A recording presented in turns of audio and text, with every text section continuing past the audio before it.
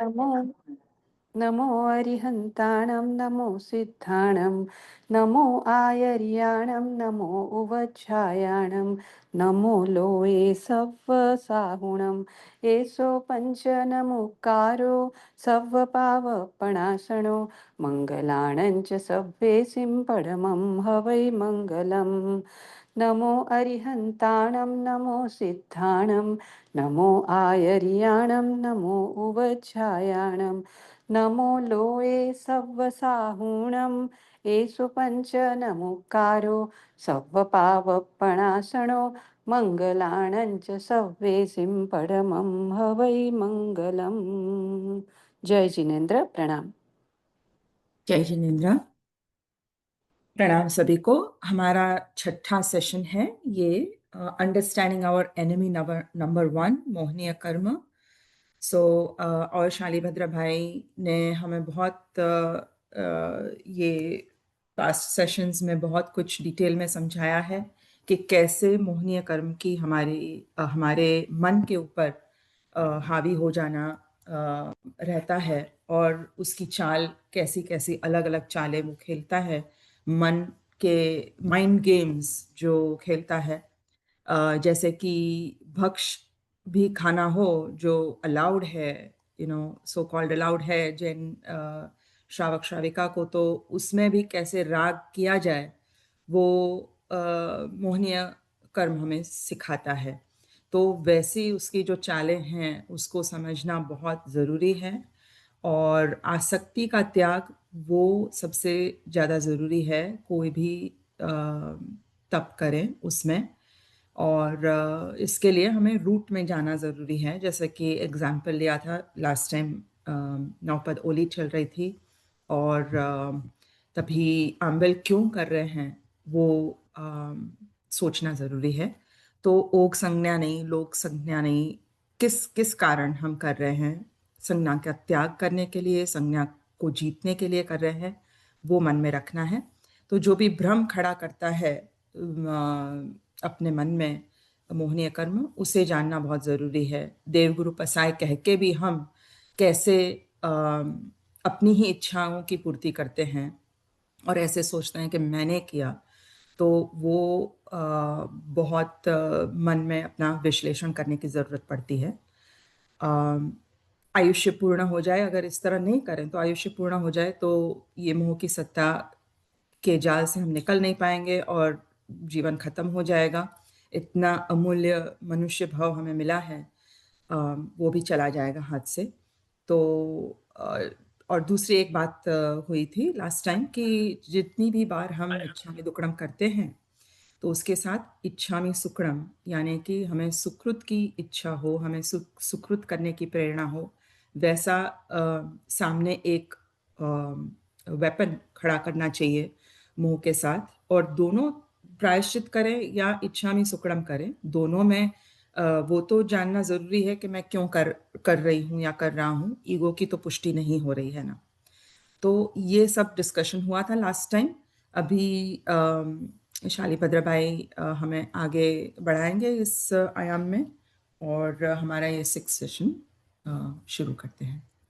प्रणाम नेहाबेन, एक ज मिनिट। શાલીપત્રભાઈને મેં બે ત્રણ I had sent him, like, 2-3 questions. Okay. So he had mentioned that, at the beginning of the session, I should, mention those. Okay. So just give me, 1 minute. Yes, And sure. हाँ, I Rakesh, will. हाँ, Go ahead. શાલીભદ્રભાઈ પ્રણામ. પ્રણામ પ્રણામ. હા, રાકેશભાઈએ કાલે સાંજે, he had mentioned to me that let's talk about, like, Ashay Shuddhi. So that is one thing. Then my Harshaben had sent a question. Unfortunately, she's not attending, but anyway, she will listen to the recording.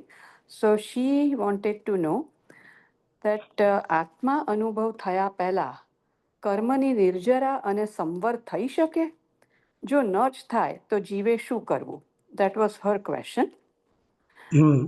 And my question that I had sent you maybe a few weeks ago, if you can talk about Samyak Darshan at Shraddha level versus Samyak Darshan at Anubhuti level. because we keep mixing Shraddha and Charitra level. So if you can, like, enlighten us on those things, it will be a big help. Thank you. Let's take it one by one. Yeah, First sure. question, Ashay Shuddhi. Hmm. Okay. What is Ashay? Actually, we need to learn the root of this word. Ashay is similar to what is intention. Hmm. Like, अगर मैं खाना खा रहा हूं तो what is my intention behind it? समझो Taste. मैंने चपाती खाई है या सब्जी खाई है तो मेरा आशय चपाती खाना सब्जी खाना था? नहीं। मेरा आशय खाना था? नहीं। मेरा एक्चुअल आशय क्या था? मेरा आशय था मुझे जो भूख लगी है उसका निवारण करना। Hmm. तो आशय यानी वो वाला इंटेंशन जिसकी वजह से एक्शन स्टार्ट हुई है या तो जिसकी वजह से एक्शन होनी चाहिए रादर। जैसे मैं मिठाई खा रहा हूं, मैं सब्जी खा रहा हूं, मैं रोटी खा रहा हूं, is immaterial. The material main material is कि मुझे मेरी भूख जिससे दूर हो वो खाना है। तो आशय यानी अपना एक्चुअल रूट कोज जो होता है हर एक एक्शन का वो है आशय। तो I hope it is clear कि ये आशय वाले मुद्दे को थोड़ा और ले लो। પ્રણામ ભાઈ, આપણા સાહેબજી મુક્તિદર્શન સૂર્ય મહારાજ સાહેબ મને એક્ઝેક્ટલી યાદ નથી, પણ he used to give like 100% સમરાઇઝેશન કરવા માટે 1% ભાવ કે 10% ભાવ, અને આશય ક્યાં સમજણ he used to give 90%. Do you recall what he used to say, Shalibhai? 92%, 92% આશય, Okay. 2% ભાવ, Hmm. 5% શુદ્ધિ અને ક્રિયાનો 1%. ઓકે. એટલે સાહેબ ક્રિયાને તો જે રીતે કહેતા હતા ને એ રીતે હું એમ પૂછતો હતો કે અમે કરીએ જ શું કામ તો પણ પછી એવું કહેતા હતા કે 1% નહીં થાય તો બીજું કઈ નથી જવાનું એમ. જી જી, પણ thank you, thank you. Main વસ્તુ સાહેબ જે હંમેશા કહેતા કે सॉरी हिंदी मुक्तिदर्शन महाराज साहब जो हमेशा कहते थे वो ये था कि कोई भी कर्म बंध जो है ना उसका आधार आशय है, मुख्य आधार, परफेक्ट आधार नहीं। अब ये आशय का अगर थोड़ा डिटेलिंग हम लोग करें तो हमें समझेगा कि हम लोग भी खाना खा रहे हैं और केवल ज्ञानी भगवंत है वो भी खाना खा रहे हैं। अगर खाने की क्रिया में ही पाप है, मैं ही वर्ड यूज कर रहा हूं, अगर खाने की क्रिया ही पाप है तो केवल ज्ञानी भगवंत को भी पाप लगना चाहिए था, मुझे भी लगना चाहिए था। अच्छा, पाप तो समझो अगर हम लोग ऐसा सोचे कि केवल ज्ञानी भगवंत को भी अगर कुछ है तो वो तो इतना ये होता है कि अभी यही क्षण में यही समय में बांधा और निर्जरा, बांधा और निर्जरा, उसका मतलब कि पाप का बंध जो है स्थूल दृष्टि से हम ऐसा कह सकते हैं कि केवल ज्ञानी भगवंत को नए पाप का बंध नहीं है। तो अगर उनको नए पाप का बंध नहीं है तो उनकी खाने की क्रिया का फल क्या हुआ? तो खाने की क्रिया को हम पाप का मूल कह सकते हैं या नहीं कह सकते? अगर कह सकते हैं तो हमारे लिए भी वो ही पाप की क्रिया होनी चाहिए और उनके लिए भी होनी चाहिए। लेकिन केवल ज्ञानी भगवंतों के लिए खाना वो पाप की क्रिया नहीं है, नए पाप की क्रिया नहीं है, वो उदय है। तो उसका मतलब ये हुआ कि क्रिया में पाप बंध का जो शेयर है मेजर, वो शेयर इतना मेजर नहीं है, वो एकदम माइन्यूट है। तो उससे आगे बढ़ के हम लोग ये सोच सकते हैं कि भई अगर क्रिया में नहीं है तो क्रिया की पद्धति में कुछ होना चाहिए कि भई चलो मैंने भक्ष्य भोजन किया तो कम पाप लगेगा और अभक्ष्य भोजन किया तो ज़्यादा पाप लगेगा, ऐसा कुछ है। तो उसमें भी बात आती है कि to certain extent, to a minimum extent हम ऐसा बोल सकते हैं कि हाँ, ऐसा है क्योंकि जिसमें जीव की उत्पत्ति ज़्यादा होती है, जिसमें जीव की विराधना ज़्यादा होती है, वैसी चीज़ खाने में 2 टय पाप एक साथ में बनते हैं। एक तो मेरी आसक्ति का पोषण और दूसरा जीव की हिंसा का भाव, हिंसा का परिणाम। तो भक्ष्य और अभक्ष्य के भोजन को भी up to a minimum certain level उसको कंसीडर किया गया कि भई नहीं, आहार की शुद्धि होनी चाहिए। तो उसके ऊपर भी पाप बंध का आधार टू सर्टेन एक्सटेंट हो सकता है। फिर ये क्वेश्चन आया कि क्या यही मेजर है? अगर मैं भक्ष्य भोजन ले लूँ तो मेरा कर्मबंध नहीवत होगा? तो कहा कि नहीं, ऐसा तो है ही नहीं, क्योंकि भक्ष्य भोजन लेते-लेते भी आत्मा को कर्मबंध हुआ है, ऐसे तो अनंत काल में अनंत दृष्टांत है। और अभक्ष्य भोजन खाते-खाते केवल ज्ञान हुआ हो, ऐसे भी थोड़े दृष्टांत है। तो उसका मतलब कि इसके ऊपर सोल रिस्पॉन्सिबिलिटी हम लोग नहीं ले सकते कि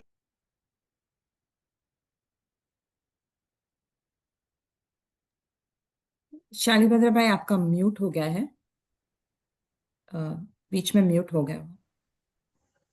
હવે બરાબર છે? हाँ, हम्म, संभाल। हाँ, यानी भक्ष्य खाने से कर्मबंध नहीं होगा, ऐसा है? नहीं, ऐसा भी नहीं है। तो उसका मतलब कि इससे भी एक फर्दर स्टेप हमें जाना पड़ेगा कि भई तो एक्चुअल किससे कर्मबंध होता है? तो वहाँ पे ये बात आती है कि खाने के पीछे का आशय जो है, वो कर्मबंध का एक महत्तम कारण है। ये एग्ज़ाम्पल को हम लोग थोड़ा डिटेलिंग में लेते हैं। आप देखो अ, खाते-खाते केवल ज्ञान हुआ हो, वैसा कोई दृष्टांत किसी ने सुना है? अपना કરગડુ મુનિ. કુરગડી મુનિ, બરાબર? हाँ. હવે કુરગડ મુનિના દૃષ્ટાંતની અંદર તમે જુઓ, संवत्सरी का दिन था और हाँ. उनको क्षुधा वेदनीय का उदय था, यानी भूख तो रोज लगती थी। अब बहुत सारे महात्मा ऐसे थे उनके सहवर्ती जो मां सक्षमन का तप करते थे। उन्होंने ये सब को देख के उनको रुदन आया, उनको लगा कि मैं ये कैसा कर्मबद्ध करता हूँ, यानी ये मेरा आत्मा कितना भारी है कि इतने सारे लोग संवत्सरी जैसे दिन में भी जब मासक शमन का तप करते हैं और मैं संवत्सरी के जैसे दिन भी मैं खाना नहीं छोड़ सकता हूँ। तो ये मेरा कर्मबंध जो कर्म का उदय जो है वो अति निंदनीय है। उनको लघुता का गुण का सेवन उन्होंने किया। फिर वो हर एक तपस्वी महात्मा के पास जाते थे। वडील महात्मा थे, तो वडीलों की दृष्टि करवानी वो एक आचार है। तो वो दृष्टि के समय पे उन्होंने उसमें थूका कि भई ये संवत्सरी के दिन खाता है तू। और फिर ये खाते-खाते उनको केवल ज्ञान हुआ। अब हमारी स्थूल दृष्टि ये कहती है कि खाते-खाते केवल ज्ञान हुआ, तो एकदम स्थूल दृष्टि से क्या हम कभी पूछेंगे कि चावल खाने से केवल ज्ञान होता है? तो चलो हम लोग भी चावल खाते हैं, वैसा तो है नहीं। तो उसका मतलब कि ये स्थूल दृष्टि से थोड़ा सूक्ष्म जाना पड़ेगा। तो ये पता चलता है कि अच्छा संवत्सरी के दिन खाना खाने से केवल ज्ञान होता है? नहीं, हुआ वैसे ही है लेकिन वैसा भी बात नहीं है, रीज़न ये नहीं है। रीज़न क्या है केवल ज्ञान का? तो उसमें हम लोग को क्लियर ये समझ में आता है कि केवल ज्ञान का रीज़न ये है कि खाते हुए भी, खाने के बावजूद उनके अंदर अणहारी पद की जो एक भावना प्रकटी थी, उनके अंदर मैं खा रहा हूँ या मुझे खाना पड़ता है, उसका जो एक पश्चाताप चढ़ा था, उस पश्चाताप का उन्होंने मूल कारण शोधा कि मेरा आत्मा कर्म से भारी है, तो उसकी वजह से ये कर्म के हिसाब से मुझे ये खाना पड़ता है, तो धिक्कार कर्म को भी है। वो कर्म को धिक्कार करते, ये कर्म मेरे से भिन्न है, मैं भिन्न हूँ। तो मैं कौन हूँ? कर्म से अगर मैं रहित हो सकता हूँ, तो उसका मतलब कि मैं कर्म से भिन्न हूँ, तो मैं एक आत्मा हूँ, जिसका एक स्वयं शुद्ध स्वयं संचालित एक स्वरूप है। तो उस आत्मा की उनको समझ प्राप्त हुई, अनुभूति हुई, उसके अंदर वो स्थिर हुए और जैसे ही वो आत्मा के अंदर स्थिर हुए, अनंत शक्ति का स्फोट हुआ, क्षपक श्रेणी शुरू हुई और जो कर्म जो उससे भिन्न है ऐसी समझ उनको आई, वो कर्म भिन्न होने की वजह से अपने आप खत्म हो गया और उनको केवल ज्ञान हो गया। Now this is the entire process. अब ये प्रोसेस के अंदर आशय क्या था खाने का? वो बैकग्राउंड में अगर देखने जाए तो समझ में आता है कि ना खाने की क्रिया महत्व थी, क्या खाते हैं उसका भी महत्व नहीं था, कौन से दिन पे खाते हैं उसका भी महत्व नहीं था। महत्व ये था कि उनको खाने के समय मेरा स्वरूप अणहारी है, वो आशय प्रकट हुआ था। तो मेरा स्वरूप क्या है? ये जो आशय में जब आया, तब जाके केवल ज्ञान ये सहज प्राप्त हुआ। तो उसका मतलब कि 92% मार्क हम आशय को दे सकते हैं, कोई भी शुभ बंध के शुभ परिणाम के उसमें, बाकी के जो 8% है उसको डिवीज़न में दिया कि भी क्रिया शुद्धि, विशुद्धि और ये स्वरूप उसका क्रिया का भाव. भाव। हम्म. तो ये आशय शुद्धि है।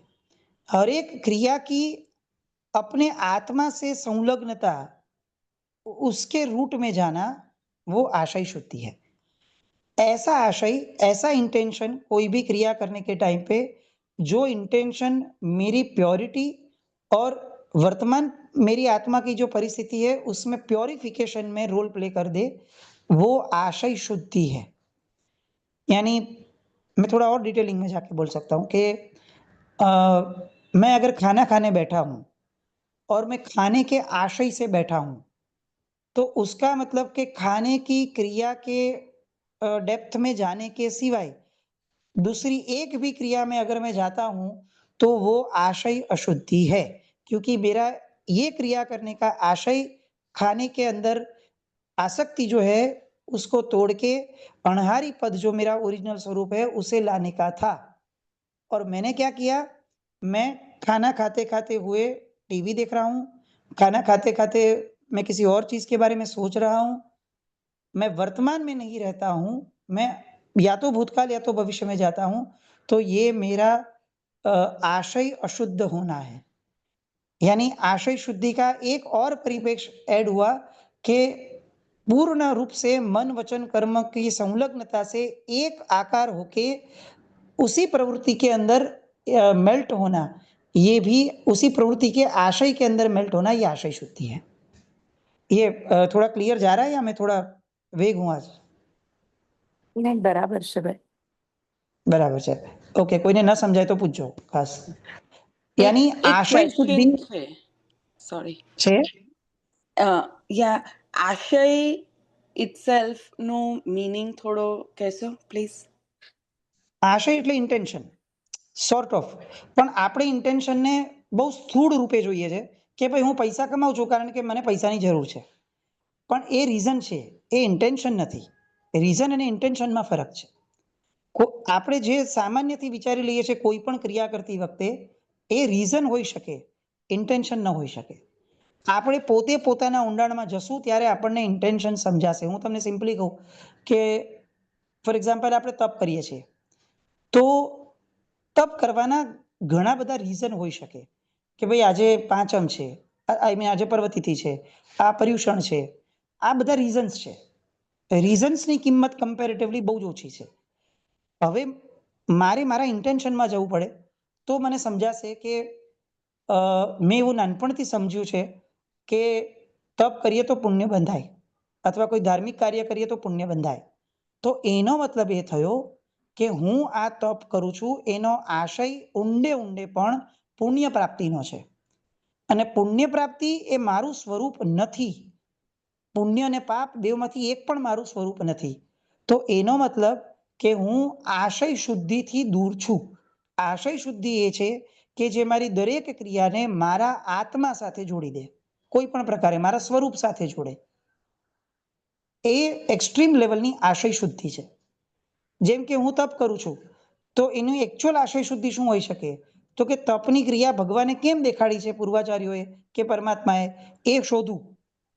અને એ શોધતા શોધતા મને ખબર પડે કે અચ્છા, આહારનો ત્યાગ કરી અને અણહારી પદ જે છે એના પ્રત્યે રાગ ઊભો કરવો, અને રાગ ઊભો કરતા કરતા કરતા ચિંતન મનન કરતા કરતા એ જ મારું સ્વરૂપ છે એવું સ્વીકારવું, સંવેદવું અને અનુભવવું, એ મારા તપનો એકચ્યુઅલ આશય છે.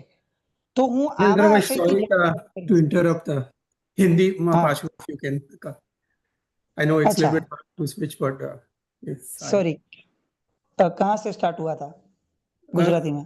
नहीं नहीं अभी आप अभी से continue- हिंदी में ले लो. हाँ. ओके. तप करने का रीजन ये हो सकता है कि भाई पर्वतिथि है या जो भी है, वो रीजन है. इंटेंशन मेरा ये है, अभी फिलहाल अगर मैं मेरा देखने जाऊं तो, कि भाई मुझे किसी ने बोला है कि भाई ये तप करना चाहिए, तप से अंतराय दूर होते हैं, तप से पुण्य बंध की प्राप्ति होती है, तप से सब ठीक हो जाता है, तप से ये होता है, वो भी वो होता है. ये जितने भी रीजन हम लोग वर्तमान समय में सुन रहे हैं, और जो भी हमारा हमारा एक्चुअल समझ हमारी यही है कि तप ये रीजन से होना चाहिए. तो वो मेरा आशय हुआ. अब ये आशय शुद्ध है कि नहीं, वो कैसे डिसाइड होगा? तो वो तब डिसाइड होगा कि ये तप की क्रिया जिन्होंने बताई है, गणधर भगवंत और यावत परमात्मा तीर्थंकर भगवंत, उन्होंने किस वजह से ये तप की क्रिया बताई थी, वो उनके आशय से मेरा आशय जब मैच होगा, वो होगी आशय शुद्धि। हम्म, उन्होंने किस वजह से बताया था? तप सा निर्जरा च, यानी तप निर्जरा का कारण है। और निर्जरा कैसे होती है?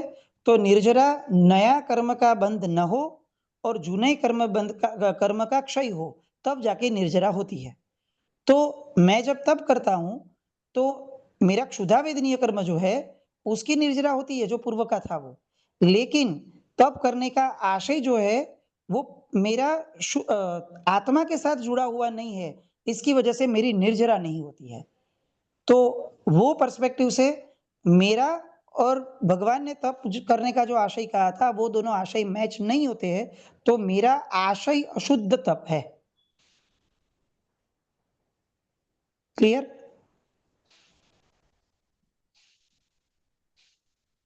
Yes, हाँ, हेलो। yes, clear. yes, हाँ। yes, very, तो yeah.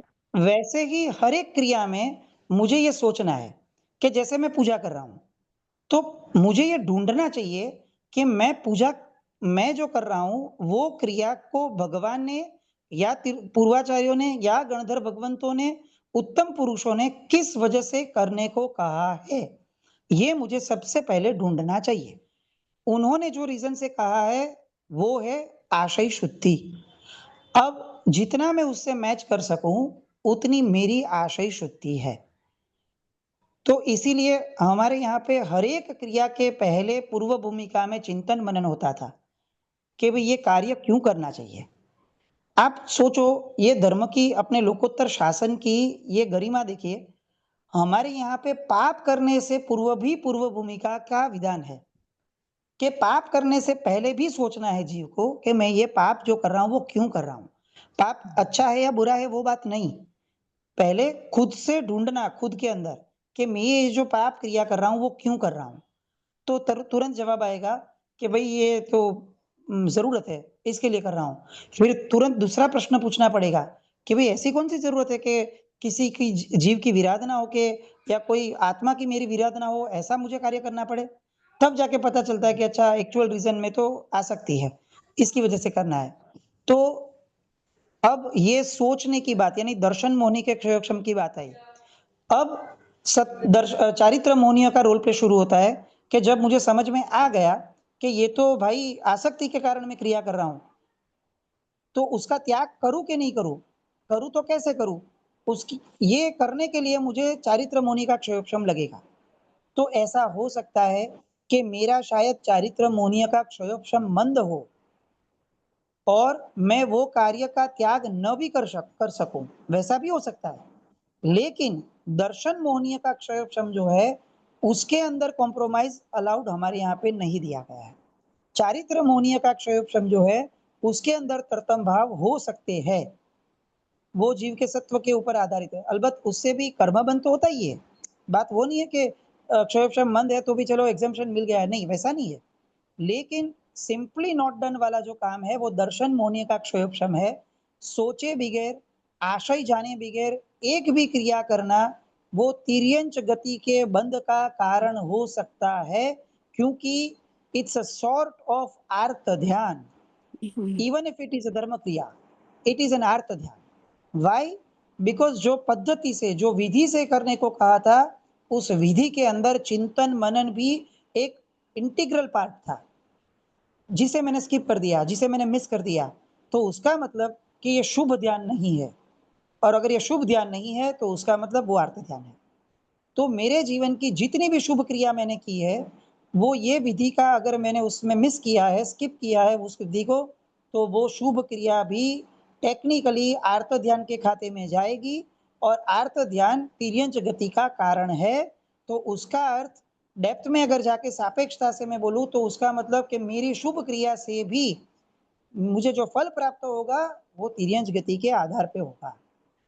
ये बात बहुत चुभेगी, शायद डिफिकल्ट लगेगी, शायद बहुत खराब भी लगेगी, लेकिन टेक्निकल फैक्ट ये है कि आशय शुद्धि के बिना जितनी भी क्रिया हुई है, उस क्रिया में पुण्य का बंध भी एब्सोल्यूट नेग्लिजिबल होता है, एब्सोल्यूट नेग्लिजिबल। और हम ये सोचते हैं कि चलो कुछ नहीं, मोक्ष मिले ना मिले, पुण्य तो मिलेगा, पुण्य मिलने से मेरा भौतिक काम तो चालू शुरू हो जाएगा? नहीं होगा, क्योंकि उसके लिए भी अच्छे पुण्य की ज़रूरत है और इससे तो जो पुण्य मिला है वो अच्छा है ही नहीं। ये रास का वांछन जब होता था, तब उसमें अलग-अलग प्रकार के तद हेतु अनुष्ठान वगैरह अनुष्ठान के प्रकार महोपाध्याय जी महाराज साहब ने रखे हैं। हम्म, उसमें हम लोग जो प्रकार से अनुष्ठान करते हैं, अगर हम लोग महोपाध्याय जी महाराज साहब को पूछने जाएँ, उस पुस्तक के आधार से कि साहब हम लोग जो धर्म क्रिया करते हैं उसका फल क्या मिलेगा? तो साहेब जी जो बोलेंगे वो शायद हमारी सहन शक्ति के बाहर का होगा।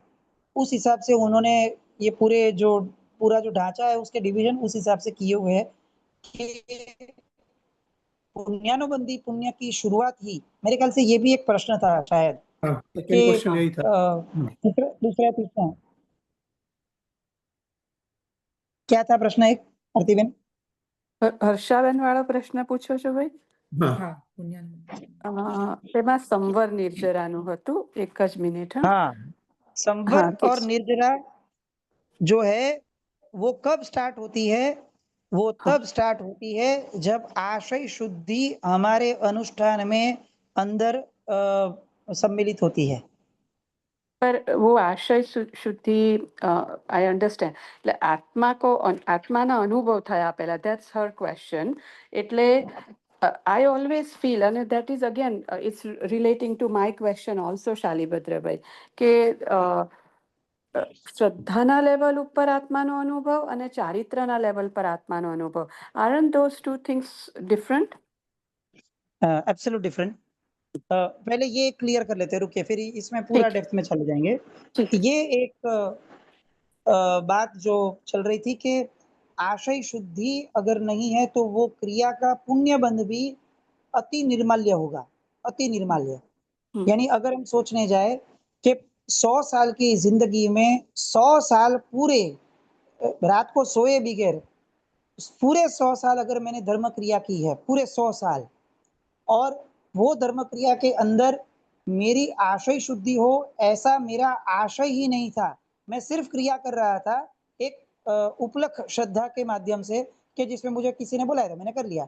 ये लोग कर रहे हैं तो मैं कर रहा हूँ, सब लोग यही करते हैं तो मैं भी कर रहा हूँ।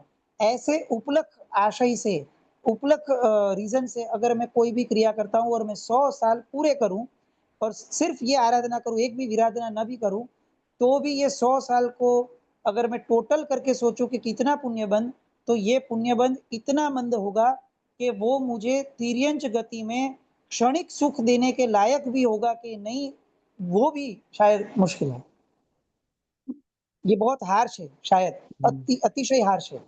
लेकिन ये एक टेक्निकल फैक्ट भी है कि आत्मा की शक्ति जो क्रिया के अंदर मिली हुई नहीं है, उस क्रिया की शक्ति अति अति अति मामूली या निर्माल्य होती है। तो उसका मतलब ये है कि कहीं न कहीं हर एक क्रिया के अंदर आत्मा का विचार, मेरे स्वरूप का विचार, मेरे स्वरूप को जिन्होंने बताया हुआ है, उन तीर्थंकर भगवंतों के आशय का विचार, ये होना ही चाहिए। अगर ये नहीं है, तो वो हम लोग भले उसको बोल देते कि भई बाल जीव है, तो ठीक है ना, कुछ न कुछ तो करता है। ठीक है, बात गलत नहीं है, लेकिन 100 रुपया कमाने के आशय से जो आदमी निकला है, अगर उसे 10 पैसा मिले और वो सुखी होता है, तो उसे होन सुखी बोलते हैं, तो ठीक है, तो फिर वो सुखी है। अदरवाइज़ 100 रुपये में 10 पैसा है, तो उतना स्वीकार हमें करना चाहिए। तो ये क्लियर है कि आशय शुद्धि का जो प्रश्न था, एग्ज़ैक्ट मुझे प्रश्न नहीं पता है, लेकिन आशय शुद्धि क्या होती है, वो एग्ज़ैक्ट क्लियर हुआ है? तो ऐसा समराइज कर सकते हैं क्या कि आशय हाँ। शुद्धि इज मेनली समथिंग जो should take towards भेद ज्ञान and eventually towards अनुभूति, right? नहीं Because देखिए, बहुत सारे शब्दों को मिक्स मत कीजिए, क्योंकि ये सब अलग-अलग भी प्रोसेस है और अल्टीमेटली एक ही गोल से जुड़े हुए प्रोसेस भी है। लेकिन जब हम आशय शुद्धि की बात करते हैं, तो जिन्होंने ये क्रिया बताई है, हम्म, उनका उनके मन में यानी उनके उनके ज्ञान में जो आशय था ये क्रिया करने का, उस आशय के जितना हम लोग नज़दीक जा सके, वो आशय शुद्धि की तरतमता है। जैसे परमात्मा की पूजा, तो पूर्वाचार्यों ने परमात्मा की पूजा क्यों करने को कही है?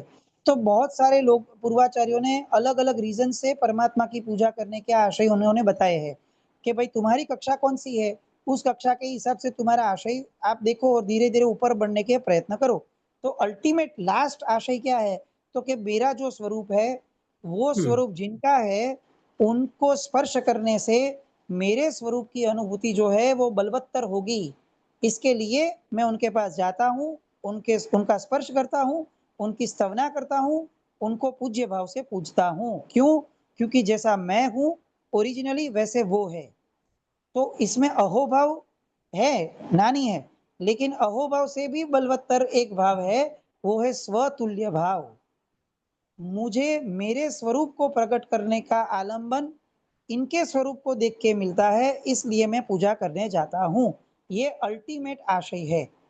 लेकिन अगर मेरी कक्षा वो नहीं है अभी फ़िलहाल और अभी फ़िलहाल मुझे ऐसा लग रहा है कि नहीं भाई, ये सब तब सोचूँगा जब मैं आराम से बैठूँगा और आराम से तब बैठूँगा कि जब मेरी लाइफ़ थोड़ी बहुत सेटल होगी।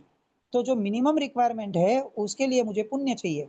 तो उस कक्षा का जीव अगर पूजा करने आता है, तो उसके लिए भूमिका ये दी है कि भाई तू शुद्ध विधि-विधान से परमात्मा की पूजा कर और परमात्मा के पास एक भी चीज़ ऐसी मत माँग, जो अभी तेरी इमीडिएट रिक्वायरमेंट है, क्योंकि अगर तू माँगेगा, तो तुझे वो मिल जाएगी, लेकिन फिर रिस्ट्रिक्टेड टू सिर्फ़ वही फल तू अटक जाएगा। 1 करोड़पति के पास मेरी रिक्वायरमेंट ₹100 की हो, फिर भी मुझे ₹100 नहीं माँगने चाहिए, क्योंकि वो करोड़पति है, वो जब देंगे तो करोड़ रुपया देंगे। मुझे ₹100 में मेरे क्रिया को रिस्ट्रिक्टेड नहीं करना चाहिए। तो ये प्राथमिक भूमिका है, पुण्य की भी। अब ऐसे सब आशय को मुझे अलग-अलग ग्रंथ पढ़ के, अलग-अलग पूर्वाचार्यों के विधान को पढ़ के, स्वयं ज्ञानी बन के मुझे इसमें प्रयत्न करना चाहिए गुरु निष्ठा में, उसकी ना नहीं है। लेकिन गुरु निष्ठा में भी ज्ञानी बनने की तो बात है ही। फिर ऐसी बात अपने इधर नहीं है कि गुरु है तो वो करा देंगे, वो नहीं होगा, वो लौकिक है, लोकोत्तर में वो एक्सेप्टेड नहीं है।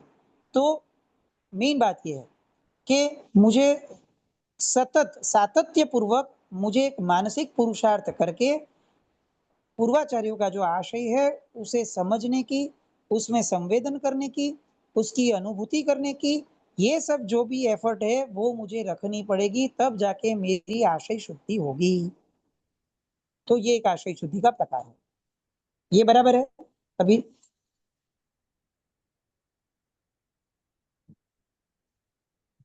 हाँ हाँ, समझ में आ रहा है। એ ભાઈને જે પ્રશ્ન હતો એમનો બરાબર લાગે છે હવે આ? રાકેશભાઈને જ હતો. હા. ના બરાબર હા. છે again what I feel is के बराबर છે કે अलग अलग भूमिका में अलग अलग होगा आशय, बट जो हम्म, अल्टीमेट गोल तो यही है ना कि लाइक स्वरूप, जो स्वरूप की प्राप्ति का कुछ अंश तक इंटेंशन में आना चाहिए तो ही आना ही चाहिए। हाँ यानी अगर समझो मेरी भूमिका पुण्य की है और मैं पुण्य के आशय से जुड़ा हूँ, तो भी मेरी आशय शुद्धि तो कम ही हुई, क्योंकि एक्चुअल आशय शुद्धि तो स्वरूप की प्राप्ति की है। एग्जैक्टली ठीक है, तो मैं 5% में रुका हूँ, मुझे वो टाइम पे पता होना ही चाहिए कि 95% इज रिमेनिंग। तो मुझे बराबर जो पुण्य के आधार पर मुझे क्रिया करने को जो कह रहे हैं, उनका भी एक ये रिस्पॉन्सिबिलिटी है उनकी, कि वो मुझे कहे कि भाई देखो अभी तू 0% पे है, तेरे को 100% के लिए एफर्ट रखनी चाहिए, लेकिन अगर तेरी अभी सिर्फ 5% की मेहनत की इच्छा है तो ठीक है, तू इतना कर ले, लेकिन ये बात याद रखना कि ये सिर्फ 5% है, 95% बाकी रहेगा, जिसके लिए प्रयत्न करना चाहिए। वो उनको मुझे 5% का जो आमदनी है वो देने से पहले मुझे बोलना चाहिए, या अगर किसी ने नहीं बोला है तो मुझे समझना चाहिए कि भाई मुझे 5% में सेटल नहीं होना है, मेरा टारगेट तो 100% है। अब ये जो आपने पूछा था कि भेद ज्ञान, अब ये भेद ज्ञान जो है वो स्वरूप प्राप्ति की प्रक्रिया का एक भाग है। हर एक क्रिया में शायद भेद ज्ञान का स्टेप आए ऐसा ज़रूरी नहीं है, लेकिन मेरी ओरिजिनल जो मान्यता है, वो मान्यता के रूट में भेद ज्ञान तो होगा ही, तब जाके ही मैं समझ पाऊँगा कि भई ये आत्मा का विचार तब होगा जब मैं समझूँगा कि मैं देह नहीं हूँ, मैं कुछ अलग हूँ। और वो जो अलग है वो आत्मा है और वो मैं हूँ। मैं ये नहीं हूँ जो मेरा कॉम्बिनेशन है अभी, वो मैं नहीं हूँ।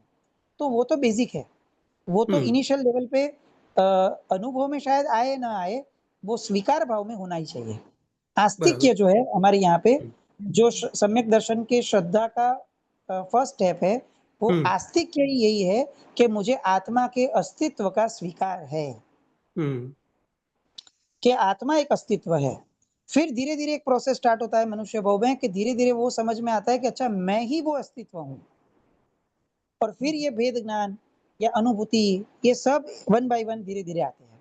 हम्म तो ये मस्ट स्टेप है, उसमें कोई ना ही नहीं है कि ये कंपल्सरी स्टेप्स है, लेकिन इनिशियल लेवल पे शायद ये ना भी हो, लेकिन गोल लेवल पे वो पता होना चाहिए कि ये स्टेप आए बगैर वो वाला स्टेप नहीं आएगा। तो ये वाला क्वेश्चन हुआ? हाँ। शालिपुत्र भाई, जो आपने बताया कर्म की निर्जरा और संवर का, और उसमें आत्मा की आपने बात भी की, द क्वेश्चन इज दिस कि आत्मा का अनुभव उसके वो हुए उसके पहले जो हम निर्जरा संवर करते हैं, वो सच में होता है कि नहीं होता है? अनुभव की बात पूछी है। देखिए, तत्वार्थ अधिगम सूत्र जो कहता है वो ये है कि पुण्यानुबंधी पुण्य भी हम्म कब स्टार्ट होता है? तो वो सम्यक दर्शन की प्राप्ति के बाद होता है। ये तो पुण्य की बात है, संवर और निर्जरा तो बाद की बात हुई। हम्म यानी संवर और निर्जरा तो पुण्यानुबंधी पुण्य के बाद ही होगा। अगर ऐसा बोले तो कुछ ज्यादा गलत नहीं है, लेकिन अगर हम लोग ऐसा समझ ले कि उसके बगैर संवर और निर्जरा हो ही नहीं सकता है, तो वो भी गलत होगा, क्योंकि up to a certain level संवर तो होता है। अगर मैं समझो फॉर एग्जाम्पल, मैंने अभक्ष्य का भोजन का त्याग किया। हम लोग एक सिंपल एग्जाम्पल लेके पर्व तिथि के अंदर लीलोत्री का मैंने त्याग किया। हम्म अब मुझे आत्मा से कोई लेना देना नहीं है, ठीक है, मेरे घर में लीलोत्री नहीं बनती है तो मैंने लीलोत्री का त्याग कर लिया, that is it. Not more than that, I even think of it कि भाई ये क्यों कर रहा हूँ।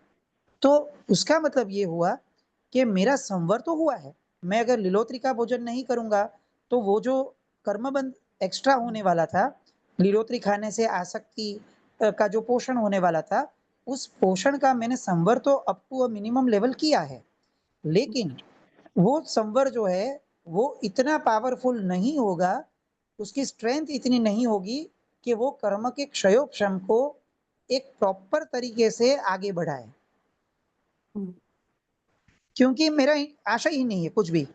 लेकिन संवर नहीं होता है ऐसा बोलना भी गलत है, क्योंकि संवर तो हुआ है। जैसे मैंने कहा कि 100 रुपया कमाने गया आदमी अगर 5 रुपया कमाता है तो वो ऐसा नहीं बोल सकता है कि मैंने कुछ नहीं कमाया। हाँ, उसे ऐसा समझना चाहिए कि भाई 100 रुपया किधर और 5 रुपया किधर।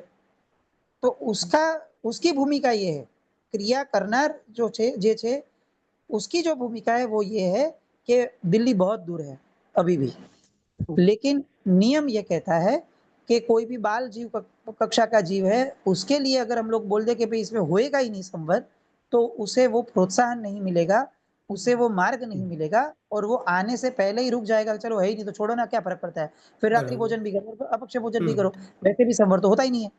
तो ये भूमिका न आए, इसके लिए हमें ये समझना होगा कि ऐसा कभी व्यवहार में बोल नहीं सकते कि संवर और निर्जरा नहीं ही होती है, नहीं होती है। लेकिन कितनी होती है? मुझे 100 रुपया कमाने हैं और मेरे हाथ में 5 रुपए आए हैं। हम्म किसी-किसी का तो कक्षा ये होती है कि वो इतना गरीब है कि उसको तो 5 रुपया भी बहुत लगे। तो हम्म ठीक है, वो उसकी भूमिका है। तो भाई तो शालिपुत्र भाई, आपने जैसे संवर का एग्जाम्पल दिया ना, लीलोत्री तिथि दिन वगैरह, तो ऐसा आप हुँ, एग्जाम्पल एक कर्म की निर्जरा का भी दो ना भैया। निर्जरा में देना थोड़ा गड़बड़ है, ओके। क्योंकि चलो ठीक है। देखिए, निर्जरा ये है, निर्जरा तत्व आप समझोगे ना तो निर्जरा हर क्षण होती है, हर समय पे होती है हमारी। कैसे? जैसे मैं अभी बोल रहा हूँ सेशन में, हम्म तो मेरा जो पुण्य था, जिस पुण्य की वजह से मुझे भाषा वर्गणा के पुद्गल के ऊपर एक कमांड आती है, मनोवर्गणा के पुद्गल का एक ट्रांसफ़ॉर्मेशन होता है, और ये लिपि, भाषा वगैरह की कमांड की वजह से मैं कुछ बोल सकता हूँ। ये इतना करने के लिए भी मुझे पुण्य चाहिए था। तो मैंने वो पुण्य ले लिया, और पुण्य लेने के बाद मैंने बोलना शुरू कर दिया। तो ये बोलने के टाइम पे वो वाले पुण्य की निर्जरा होती है। हम्म क्लियर? निर्जरा यानी रिक्त होना, खाली होना बेसिकली। ये डेफिनेशन में अगर जाए तो मैं पुण्य से खाली हो गया। पहले का जो पुण्य था उससे मैंने 2-4 शब्द खरीद लिए और वो शब्द खरीदने के बाद भाषा वर्गना और मनोवर्गना के पुद्गल को कॉम्बिनेशन किया, शक्ति ले ली आत्मा से और मैंने शब्द बोलना शुरू कर दिया। तो मैंने बोल लिया और मेरा पुण्य चला गया। तो ये मेरे पूर्व पुण्य की निर्जरा हुई। वैसे ही पाप की निर्जरा भी होती है कि भाई कोई अच्छा काम जब करता हूँ तो उस टाइम पे उसके अंतरायभूत जो भी कर्म मैंने पहले के भव में किए थे उसकी निर्जरा हो जाती है, तो वो भी निर्जरा हो जाती है। लेकिन ये जो निर्जरा है वो एक्चुअल निर्जरा इसके लिए नहीं है क्योंकि सामने बद्ध चालू है। ओरिजिनल निर्जरा ये है जो हम लोग चारित्र शब्द जो बोलते हैं, चयाति रिक्त इति चारित्र, यानी संचित किए हुए कर्म से मुक्त होना, वो चारित्र है। और गड़बड़ ये होती है कि मैं संचित किए हुए पुण्य से मुक्त होता हूँ लेकिन संचित किए हुए पाप से मुक्त नहीं होता हूँ। अगर मेरी आशय शुद्धि नहीं है, अगर मुझे उसमें कोई मैंने इन्वॉल्वमेंट नहीं लिया है तो मेरा पुण्य खर्च हो गया, लेकिन पाप वहां का वहां ही खड़ा हुआ, तो मेरी निर्जरा जो है वो आधी हुई, आधी भी नहीं, मामूली हुई। तो वो प्रॉपर निर्जरा का कारण नहीं है, लेकिन जैसे यहाँ पे बोला वैसे 100 रुपया में से 5 पैसे की वैसे निर्जरा हुई। निर्जरा होती है लेकिन सिर्फ इतनी ही कि जिसकी वैल्यू अगर हम लोग देखने जाए कि इतना पुण्य खर्च किया और निर्जरा कितनी हुई, तो सामने ऐसा लगे कि ओ 500 रुपया देके 3 पैसे की निर्जरा हुई, लेकिन होती है 3 पैसे की भी हुई। Okay, इसमें then the नेगेटिव होगा ना कि लाइक 3 पैसे कमाए और लेकिन 10 पैसे का नुकसान हुआ, ऐसा नहीं सोचना नुकसान तो 500 रुपये का हुआ, चाहिए। हाँ, क्योंकि 500 रुपया मतलब नए कमाने के नए लिए कर्म पूर्व का भाव में मैंने बंध जो कितनी है, आराधना की थी। सॉरी, हाँ बोलो। 500 रुपया कमाने के लिए मैंने पूर्व के भवों में जितनी आराधना की थी वो सब आराधना को मैंने दाव पर लगाया और उसके सामने मैंने कमाया क्या, तो कि 3 पैसा। हम्म, तो ये नुकसान है। 499 और 97 पैसे का नुकसान हुआ और 3 पैसे का ये हुआ, नहीं, तो ये नुकसान नेट तो फिर भी, तो भी मैं बोलूं कि फिर भी कम है। सबसे बड़ा नुकसान ये है कि मेरे पूर्व भव की, शुभ भवों की परंपरा का पूरा पुरुषार्थ मेरा वेस्ट गया। मैंने कितना पुरुषार्थ किया होगा तब जाके सुकृत किए रहेंगे। अब वो सुकृत भी वेस्ट गए, वो भव की साधना भी वेस्ट गई, और मिला क्या, 3 पैसा। और हाँ। उसके साथ अगर कोई कषाय हो जाए, अहम हो जाए कि मैंने इतना किया, तो फिर और भी घाटा हो जाएगा और भी दूसरे वो कर्म। तो, वो घाटा नहीं, वो तो आदमी डूब गया, यानी वो तो डेप्थ में चला गया कि उसका Bankrupt। कषाय इतना बड़ा हो गया और इतना सारा बढ़ गया कि आराधना के माध्यम से कषाय करना वो तो पापानुबंधी पाप है। यानी आप सोचो कि पुण्यानुबंधी पुण्य शायद था, उसके उदय में मैंने जो क्रिया की उससे मैंने पुण्यानुबंधी पुण्य गवाया और पापानुबंधी पाप का बंध किया। ये भयंकर है, ये सबसे भयंकर है। तो अगेन इसको चेंज करने के लिए starting point would be to some extent ये आशय शुद्धि से, लाइक मिनिमम स्टार्ट एटलीस्ट वहां से करना होगा, राइट? चिंतन मनन, सबसे पहला स्टार्ट चिंतन मनन है बराबर। कि मैं जो भी क्रिया करता हूँ, वो चाहे संसार की क्रिया है, धर्म की क्रिया है, कोई भी क्रिया है, मैं क्रिया के रूट में जाने का थोड़ा थोड़ा प्रयत्न शुरू करूं कि ये मैं क्यों कर रहा हूं। उससे क्या होगा कि मेरे पडल जो है वो धीरे धीरे खुलेंगे। अब वो खुलेंगे तो धीरे धीरे मेरी भूमिका अगर है तो ये जो सम्यक दर्शन की पूर्व भूमिका है समझ की, उस समझ के प्रति मेरा एक गमन होगा। लेकिन अगर मैं चिंतन मनन कर ही नहीं रहा हूँ, सिर्फ क्रियाएं कर रहा हूँ, तो वो दोनों क्षेत्र ही अलग है। ये क्रिया 1 करोड़ भव तक करने के बाद भी मुझे वो रास्ता दिखेगा भी नहीं, वो चलने की तो बात छोड़ दो, वो रास्ते पे मुझे वो रास्ता दिखेगा भी नहीं। तो मुझे चिंतन मनन, शुभ ध्यान ये कर करके बार बार लगातार मन को अंदर से खोद के पूछना है कि भाई तो ये क्यों कर रहा है, तेरा आशय क्या है, तेरा इंटेंशन क्या है, पहले मुझे वो समझना है। फिर मुझे वो टैली करना है कि तू ये बोल रहा है कि तेरा इंटेंशन ये है, लेकिन पूर्वाचार्यों ने तो ये इंटेंशन से करने की बात की थी, तो तू क्यों गलत इंटेंशन पे कर रहा है। फिर वो लेवल आएगा, फिर चारित्र आएगा। हमारे यहाँ पे चारित्र जो है वो सम्यक दर्शन की अनुभूति के बाद का है।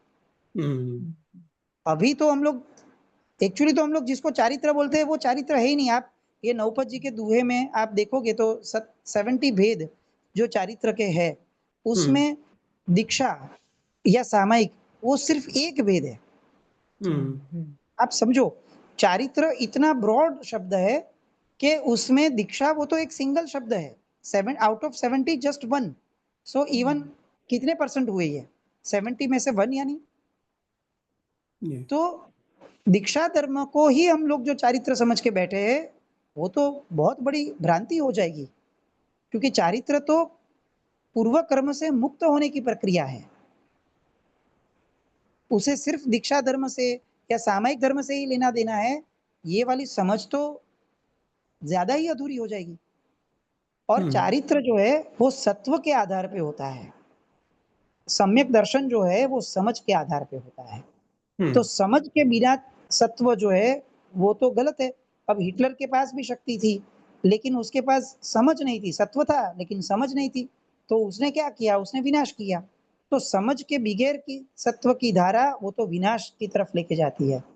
यानी सम्यक दर्शन के बिगैर का सम्यक चारित्र यानी चारित्र वो विनाश है। इसलिए सबसे पहला दर्शन फिर चारित्र। और चारित्र भी कौन से परिप्रेक्ष्य से, सिर्फ बाह्य वेश परिवर्तन के परिप्रेक्ष्य से या सामायिक के परिप्रेक्ष्य से नहीं। चारित्र यानी एक परिणाम है। जान चारित्र ते आत्मा निज स्वभाव में रमतो रे, लेश्या शुद्ध अलंकर्यो मोह वने न विभमतो रे।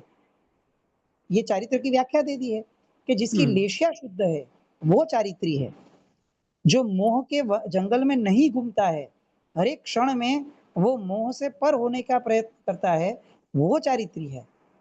निज स्वभाव में रमतो रे, खुद के स्वभाव में, स्वभाव मैं आत्मा हूं, वो अनुभूति में जिसका रमण होता है वो चारित्र है। तो हमने पूरी व्याख्या ही चेंज कर दी। यानी ये बोलना भी कभी कभी डाउटफुल लग रहा है कि भाई हम लोग बोले कि भाई चारित्र से ये होता है, चारित्र विण मुक्ति नहीं, तो उसका हम लोग मीनिंग ये निकालते हैं कि ऐसा व्हाइट कलर के कपड़ा पहनना, रजोहरण लेना, उससे मुक्ति होगी। तो ये जो चारित्र विण मुक्ति नहीं जो बोलते हैं उसमें चारित्र की व्याख्या ये है, निज स्वभाव रमतो रे, लेश्या शुद्ध अलंकर्यो मोह वने न विभमतो रे। तो ये पूरा एक मिथ हम पकड़ के बैठ गए कि भाई जो बाह्य लिंग जो दिख रहा है कि भाई ये व्हाइट कपड़े या सामायिक के कपड़े वो चारित्र है, नहीं, उसके भीतर चारित्र है। वो तो खाली एक बाहर का परिप्रेक्ष्य है, चारित्र तो उसके भीतर होना चाहिए। तो चारित्र एक परिणाम है, चारित्र कोई प्रवृत्ति नहीं है, चारित्र एक परिणाम है, अंदर का परिणाम, अंदर की लेशिया, उससे चारित्र कहते हैं। और वो वाले चारित्र की वजह से मुक्ति निकट आती है। तो एक जो प्रश्न था कि भाई कौन सा सम्यक दर्शन, श्रद्धा वाला या चारित्र वाला, तो उसके परिप्रेक्ष्य में ये बोलता हूं मैं कि पहले तो चारित्र की व्याख्या समझनी होगी, क्योंकि हम तो जो चारित्र की व्याख्या से सम्यक दर्शन समझने का प्रयत्न करते हैं वो व्याख्या ही अधूरी है। चारित्र से आप ये जम्मू स्वामी जी का पूर्व भव देखिए, शिव कुमार जी थे, तो उनको दीक्षा की भावना प्रकटी पूर्व भव का जब सानिध्य प्राप्त हुआ, जन्मंतरी योग से जाति स्मरण ज्ञान प्राप्त हुआ और उन्हें पता चला कि भवदेव के भव में ये सब इतना हुआ था और अब शिव कुमार के भव में आए हैं, तो नहीं, मुझे मैं घर में मैं चारित्र रहूंगा, घर में से ना बोली, तो वो रूम में अंदर जाके बैठ गए और कटासने पे बैठे। तब उनका जो मित्र आता है वो मित्र उनको विधिवत वंदन करता है। तब शिव कुमार जी पूछते हैं कि भाई क्यों, शिवभूति जी, क्या शिव कुमार नाम है, सॉरी मेरे ख्याल से, तो वो पूछते हैं कि वंदन क्यों करता है तू। तब जाके वो बोलते हैं कि आपके अंदर मुझे चारित्र के परिणाम के दर्शन हुए हैं, इसलिए मैं आपको वंदन करता हूँ, भाव चारित्र की स्पर्शता हुई है। तो चारित्र यानी परिणाम। किसी ने बोला कुछ? नहीं, ये एक कॉमन कंप्लेन आती है कि ये सब चिंतन करने का समय कहाँ है, क्योंकि क्रिया इतनी सारी होती है और सब बिजी रहते हैं, तो चिंतन कब करें? देखो मैं ऐसा बोलूं कि पूरे दिन में टीवी पे बहुत सारे शोज अच्छे आते हैं और कोई कंप्लेन करता है कि भाई मुझे कमाने जाने का टाइम ही नहीं मिल रहा है, क्या करूँ? इतने अच्छे शोज़ आ रहे थे तो मैं कमाऊँ कब? कोई कंप्लेन करता है ऐसा कभी भी? उसे पता है कि भाई टीवी बंद करने के बाद समय मिलेगा तब जाके मेरे को कमाने का चांस मिलेगा। इसमें शायद इसका जवाब है। राइट, दूसरे सब काम में क्रिया हम सोचते नहीं क्रिया हैं। एक बहुत सारी क्रिया करने से कुछ अच्छा होगा, ये मिथ से हमें बाहर आना चाहिए। मैंने इसलिए सबसे पहले एग्जांपल ये दिया कि 100 साल कांस्टेंट अगर हम शुभ क्रिया करें, कांस्टेंट, लेकिन अगर ये तरीके से कर रहे हैं तो 100 साल वाली क्रिया तिर्यंच के भव में भी एक छोटा सा सुख दे पाए तो भी बहुत है। अगर इतने कांस्टेंट शुभ क्रिया का पुण्य फल भी ये है तो मैं इतनी सारी क्रिया ऐसा ही करते ही जा रहा हूं तो उसका फल क्या होगा? ये सोचने के बाद मुझे क्रिया में थोड़ा सिलेक्टिव होना पड़ेगा। सिलेक्टिव हुए बगैर मैं नहीं कर पाऊंगा, नहीं तो फिर ये होगा कि भाई मेरा रूटीन सेम रहेगा। अब मुझे बोलो कि मुझे सम्यक दर्शन कैसे मिलेगा, तो वो बोलेंगे भाई एक काम कर, तू जहाँ पे वहां पे ठीक है, मैं जहाँ पे हूँ मैं वहां पे ठीक हूँ। स्थिति ये हो जाएगी, क्योंकि स्व पुरुषार्थ के बगैर तो सम्यक दर्शन आएगा नहीं, और स्व पुरुषार्थ के लिए स्व उपयोग स्वाध्याय जरूरी है, और स्वाध्याय के लिए खुद के ऊपर फोकस करना जरूरी है। खुद के ऊपर फोकस करने के लिए पर की क्रिया से मुक्त होना जरूरी है, तब जाके स्व के ऊपर ध्यान दे पाऊंगा। और पर क्रिया से मुक्त होने के लिए ये घेलछा छोड़नी जरूरी है कि बहुत सारा करने से मुझे मोक्ष मिलेगा।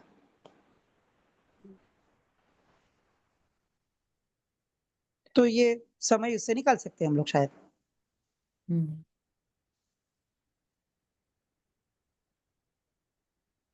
मैं आज थोड़ा ज्यादा ही हार्श हूँ ऐसा मुझे लगता है।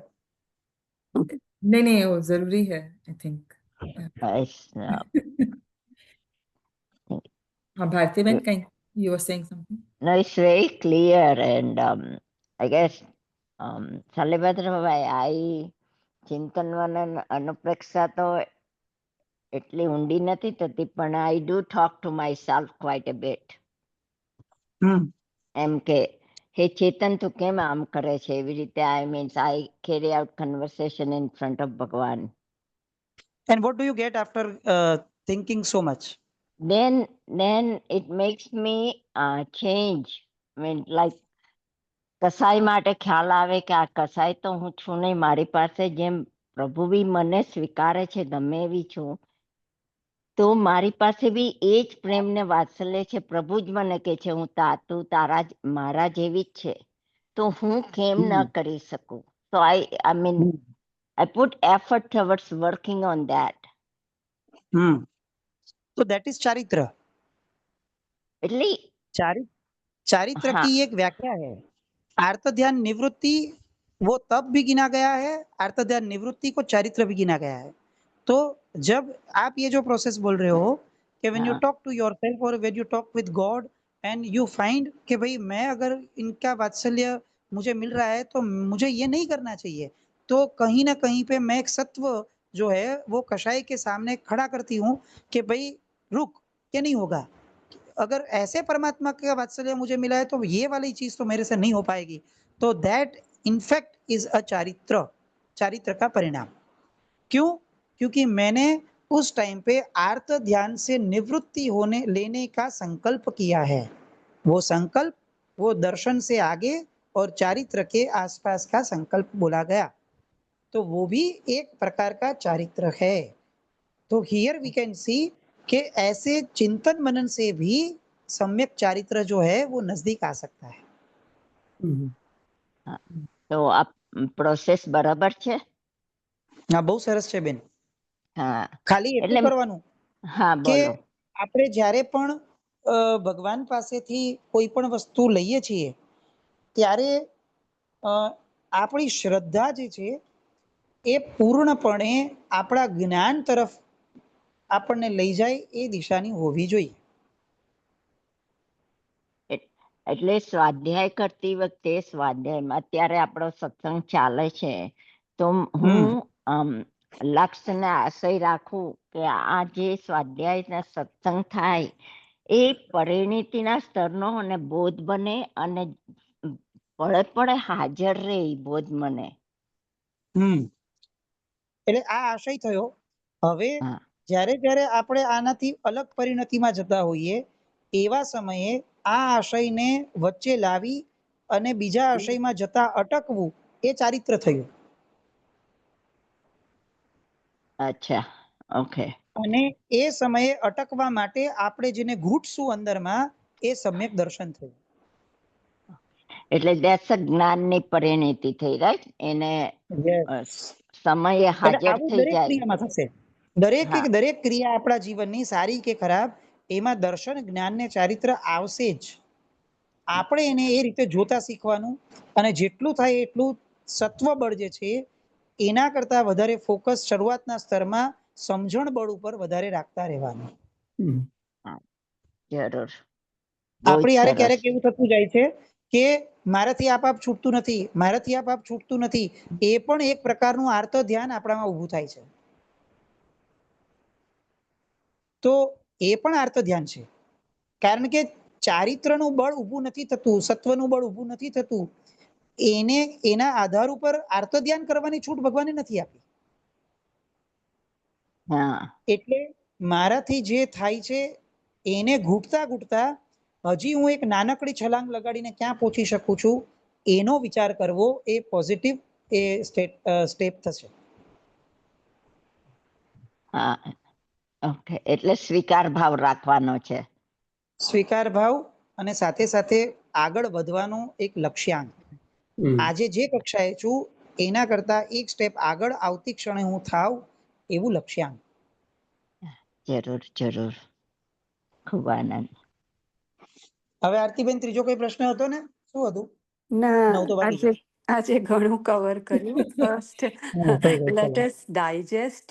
તમે તો એકચ્યુઅલી આજે ઘણો આખો રોડ મેપ આપી દીધો છે. સ્ટાર્ટિંગ ફ્રોમ આશય શુદ્ધિ અને કયા લેવલ પર હોઈએ ત્યાંથી કઈ રીતે. અને again I would like to remind everybody 64 પ્રકારી પૂજાના શાલીભદ્રભાઈના આજની ધર્મકથાના જે પ્રવચન છે, पूजा करनार हर एक व्यक्ति वो अवश्य सुनने ही चाहिए. उसमें से जो हम monotonous mundane day to day जैसे पूजा जो करते हैं उसकी जगह में आपकी पूजा जीवंत हो जाएगी.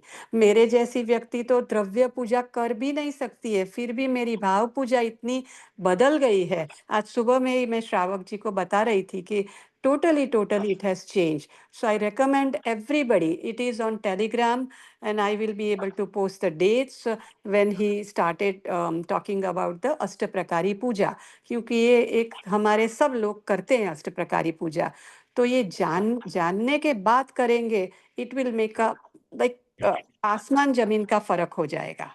नो तो नहीं शालीभद्र भाई, for today we all need to digest. आपने जो रोड मैप बताया है उसको डाइजेस्ट करते हैं. फिर क्वेश्चन है तो आई नो नेक्स्ट सैटरडे तो सत्संग नहीं है, लेकिन अगले सैटरडे हम पूछेंगे वापिस आपको.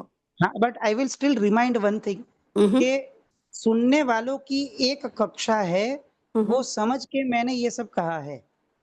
करेक्ट. यानी इसका मीनिंग कहीं पे भी ये नहीं होना चाहिए कि अच्छा बोलो ये क्रिया की तो कोई पुण्य ही नहीं है तो फिर करके क्या फायदा है. वो वाली बात नहीं होनी चाहिए.